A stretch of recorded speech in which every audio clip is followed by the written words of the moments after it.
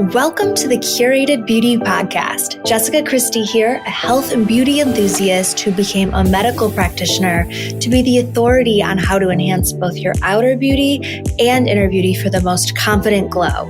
Founding and owning a multi-million-dollar aesthetic medical practice in Michigan, my mission is to bring all the bi-coastal innovations to the fresh coast of Michigan.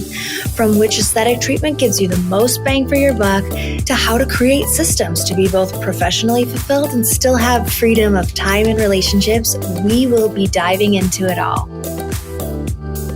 Welcome back to the Curated Beauty Podcast. I was just thinking about something. I've kind of committed to doing an episode every Monday and Wednesday, but I kind of had this little writers/recorders block the last couple of weeks. I just was kind of feeling like uninspired to write anything. And I'm definitely not someone who will inauthentically just write whatever because of whatever and because of a commitment that I made. But I really realized it's when you're not spending the time looking through what's going on in your own life. And if you're overwhelmed by all the noise, you really don't feel inspired to write anything. And so I think that that's just super valid to recognize. So if you guys ever know or notice, I should say, that I am maybe missing from the podcast and you're like, wait, I thought she usually puts out an episode today. That's because like the week before when it should have been recorded but the week before, I just didn't really have much to say of value. And so I'm not going to post something inauthentic or that's just fluff because. So I hope that resonates with you guys. After I spent all this time telling you guys to shut out the noise, I am going to actually give you advice to listen to. If you are starting your own business, and I'm specifically speaking to people starting an aesthetic medical practice, but if you're starting any new business, this applies. And I highly recommend that you just take note of these because I promise if you don't and you set up your business incorrectly, there is a high chance of failure. The reality is that by year 5, 80% of businesses fail, which is a huge number. And we all think like, there's no way. But if you really think about the businesses that people start, it's with good intention. It's honestly not to kill it and become some mega entrepreneur. You have this skill, you know how to do it, and you have this like aha moment where you're like, I'm going to start my own business.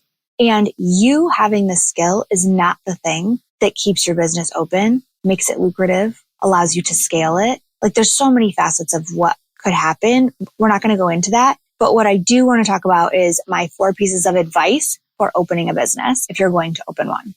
So starting with number 1, you really want to make sure that you set up your business and you work your business as if your little business is the prototype for many other businesses to form from it, almost like the franchisee prototype. Whether it is or not, you can't predict if you're going to do that or not, but I will tell you why.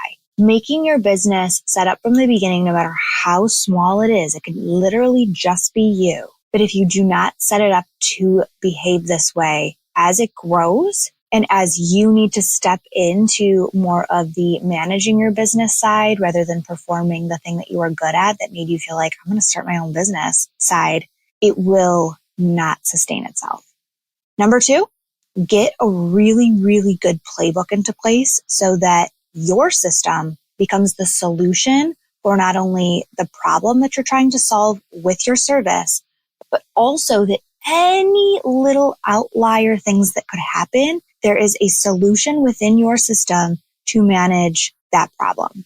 That is something that I've yet to really find a new entrepreneur that's never started a business that would actually do that. I didn't even know what an SOP is. I admit this all the time till like literally last year. I was like asking someone, what is an SOP? I really don't know.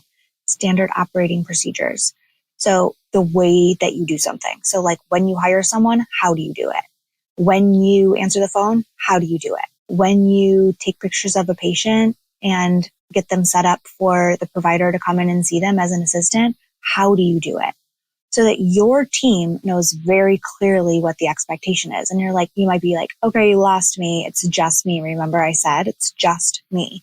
well, what standard are you holding yourself to? And then when you hire someone and you're just doing things, I love this word. I feel like I use it a lot. When you're just doing things willy-nilly, you are essentially telling everyone, yeah, there's not really a good way to do it. I don't have confidence in the system, but just kind of figure it out. And guess what? They will. And then you'll get mad because they don't do it right. And then you are like, wait, oh, finally you realize you didn't set a good expectation. So just get that playbook into place. How do you do what you do? Why do you do it? Give somebody the steps.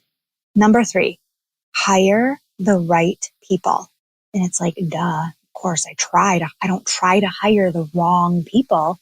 I know I didn't try to hire the wrong people either, but I have. And I've also hired the right people. And through experience, take it from me, the way to hire right people is to get real with who you are, what you're doing, and what are your goals. Who you are, what you're doing, what are your goals? How are you going to measure those goals? Okay. So back to the people part, if you can find people that are aligned and understand and are passionate, and you can tell when you interview someone and you give them this like little trial, like you can tell if someone is really into what you're doing.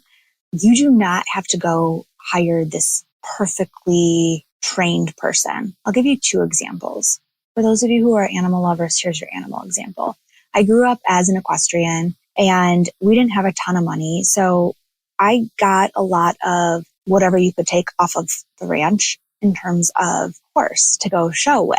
I wanted to show and I wanted to do well and I wanted that blue ribbon, but I definitely did not have the perfect quarter horse shipped to my house that already had that really slow lope and kept their head down and behaved themselves and basically had their personality beat out of them, which is horrible looking back. Like, why did I even want that? What I got was my horse Doc. Doc was a solid colored paint, which meant that he was basically useless on the show circuit. He was supposed to throw a gene that gave him a white and a brown color, or white and black. His dad was white and black, and his mom was a quarter horse, just a solid colored horse. And it was a heterogeneous trait that then he ended up getting just the solid color, but then he had paint in his bloodline. He wasn't technically still a quarter horse. So I couldn't really show him in any true circuit. And I remember we honestly got him because we were buying my sister, the mom, who was actually a really good show quarter horse. But they were like, hey, she had this baby, is a solid color paint, so it's not worth a lot of money. And so we're going to give it to you for like $500 if you just want to take him with the mom. And we were like, okay, fine. He was cute. We'd never had a baby on our farm before, actually. So we took him. He was super mischievous, really big personality. And as he grew, this horse wanted to work.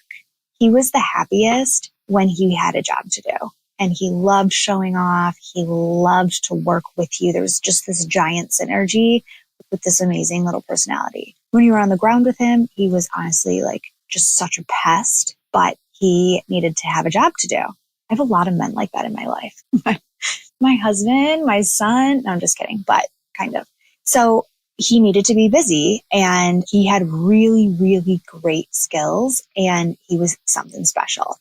And when he was a baby, when I showed in this one circuit, there was a little baby lead line class and I took him out there and he was so bad. He was missing his mom. Like, I mean, was he so bad? He was 3 months old probably. And he was looking at his mom outside the arena and I was just taking him away from her probably for like one of the first times. And talk about an anxious environment. He was seriously just taken away from his farm. Now we're taking him 300 feet away from his mom and he's knocking off my cowboy hat. He literally peed during the class in the middle of the arena.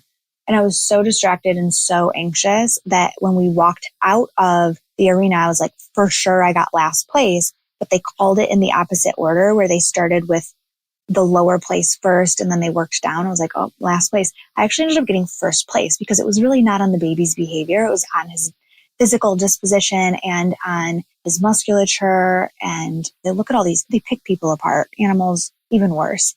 And he got first place. That was my first trophy with him. This boy like killed it in the show circuit.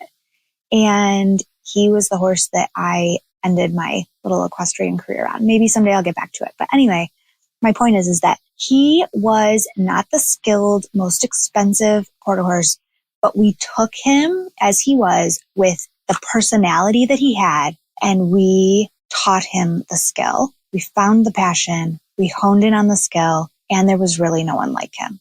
And when I went to college, we actually ended up selling him for a lot of money, even though he was just a solid color paint.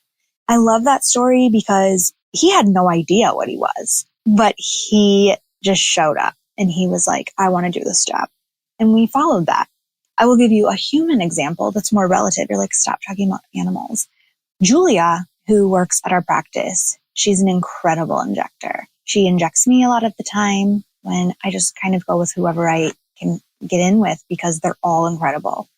She started with us. She had left a job as a server. She really wanted to get into nursing school. She told us the very first day that she wanted to open her own med spa. And we were like, okay, you're hired, which is kind of funny because you really don't want to hire someone intentionally, maybe that tells you that they want to be your competition down the road, but we didn't know any better. And actually, I'm so glad that we did because regardless of her path, I can celebrate that knowing that we hired the right person. She started as a receptionist on kind of that what became our patient care coordinator side. She became my assistant. She learned from me. She got into nursing school. She was my assistant all through nursing school. And as soon as she finished, we started training her in injections. And now she is one of our most sought after injectors. And she has actually taken over a lot of my patients as I transitioned more so into that CEO role of my business and away from doing the skill that first opened my business. So I think that it's super important to hire maybe perhaps ordinary, like the right people, and train and motivate them to be these extraordinary positions. See the good in them and really just go for the gold in terms of investment in that person when you see those good qualities. So we talk a lot in my business coaching team about hiring the right people and how. And so Julia is just such a mark of, okay, I want to hire someone else. What are all these amazing qualities that I love about her? And what did I see in her back then? So I really, really love that. And I also think that for someone else to be able to replicate that business, I think that it's really, really hard. So how do you make people feel like you can train them well? I think you have to have order in your systems. I think that you have to let them know that they can trust all of the systems and that there's a place that everything's documented, there's modules, there's playbooks, there's predictability in their role. But yeah, hire the right people, not people to do tasks. And then number 4 is something that I think a lot of us in the aesthetic world are good at, but I'm going to give you another thing to think of.